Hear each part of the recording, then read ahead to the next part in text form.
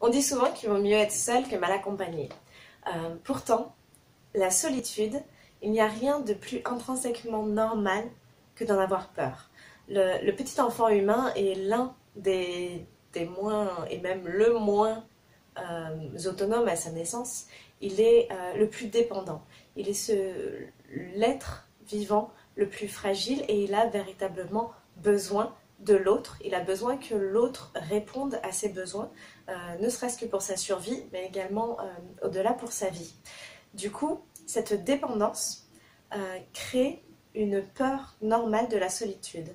Mais lorsque je parle de solitude, à ce moment-là, il ne s'agit pas de l'état d'être seul, du fait d'être seul, mais du sentiment, de la sensation interne de solitude. Le fait de ressentir à l'intérieur cet état de solitude. C'est quelque chose qu'on a tous ressenti, je pense, se sentir seul alors qu'on est au milieu d'une foule, par exemple, alors qu'on est entouré de gens. Et à l'inverse, certains moments, nous sommes physiquement seuls, nous sommes en état seul, mais nous ne nous sentons pas seuls. Là, par exemple, je suis seule quand je tourne mes vidéos, je suis physiquement seule, mais je ne me sens pas en état de solitude. Je ne me sens pas en état de dépendance. Et c'est véritablement ça, la peur de la solitude, c'est quelque part quelque chose de normal. Et à l'âge adulte, nous avons tous tendance à nous créer des dépendances pour pallier à cette peur de la solitude.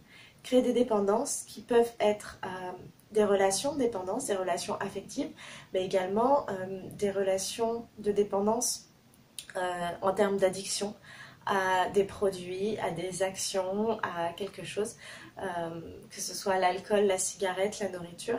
Le fait de créer une dépendance, une addiction pour pallier à la solitude. Et je te parle aujourd'hui du livre de Catherine Audibert, L'incapacité d'être seule, qui est très très bien fait. Il s'appelle Essai sur l'amour, la solitude et les addictions. Et moi, il m'a énormément apporté parce que j'avais pas vraiment l'impression de souffrir de cet état de solitude.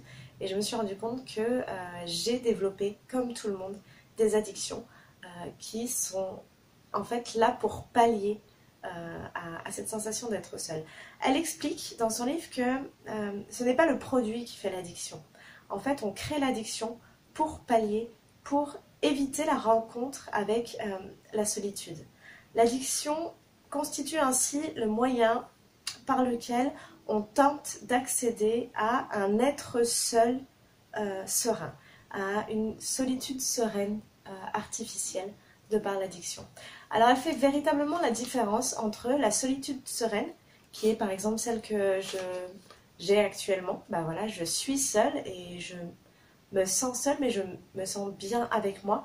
Et la solitude détresse, qui peut être celle rencontrée, qu'on soit en état de solitude ou qu'on soit véritablement entouré, la solitude détresse qui nous ramène à notre impuissance quelque part.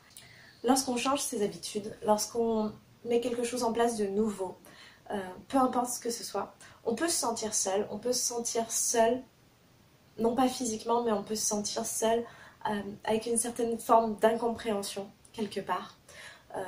Il y en a beaucoup parmi vous qui me posent des questions, notamment quand on change des habitudes alimentaires, quand on change des habitudes de rythme de vie, comment le faire comprendre et le faire accepter par l'autre, comment parfois le faire à deux, comment certains voudraient même pouvoir l'imposer, parce que c'est pour le bien de l'autre aussi.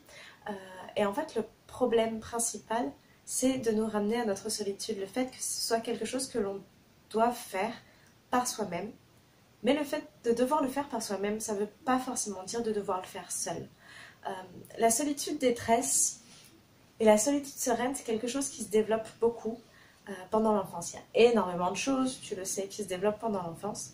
Et Catherine Audibert explique dans son livre que quelque part, l'enfant, s'il est laissé seul à lui-même, il va ressentir de la solitude détresse.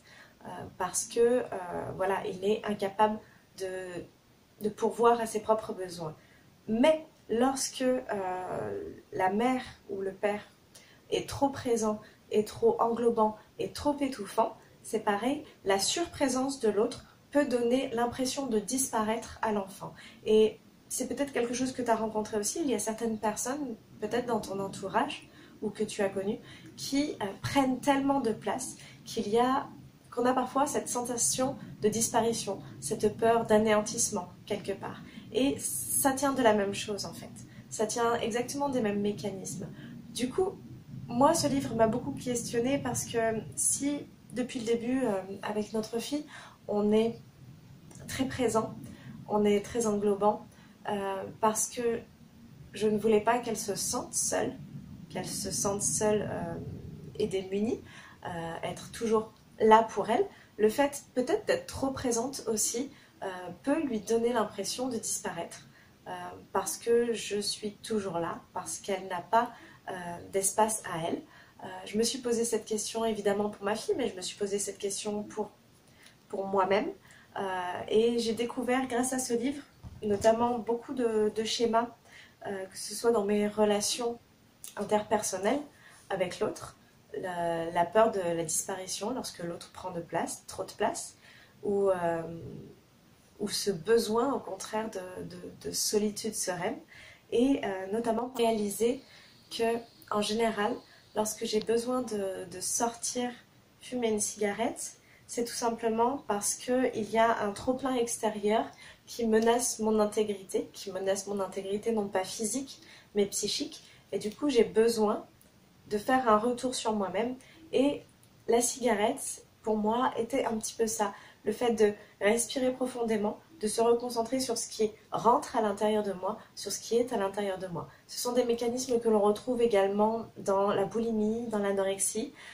Le fait de réinvestir son corps, justement par peur de la disparition, par peur de l'annihilation, comme elle l'explique, l'incapacité d'être seule de Catherine Audibert, qui nous permet véritablement de faire le point sur pourquoi et comment nous avons peur de la solitude et comment l'apprivoiser, comment retrouver une solitude sereine, qui permet de faire le point aussi sur les problèmes d'addiction, qu'il s'agisse d'addiction, de relations addictives avec certaines personnes, parfois ce qu'on appelle des relations fusionnelles, dans le mauvais sens du terme, de nos addictions physiques, l'alcool, la cigarette, la nourriture, le sport pour certains, ou encore d'autres choses.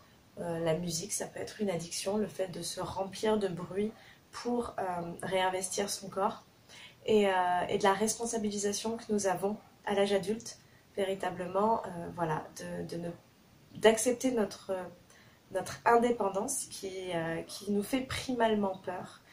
Voilà, accepter cette liberté avec toutes les responsabilités qu'il y a et qui n'est pas antinomique avec la sécurité. Voilà.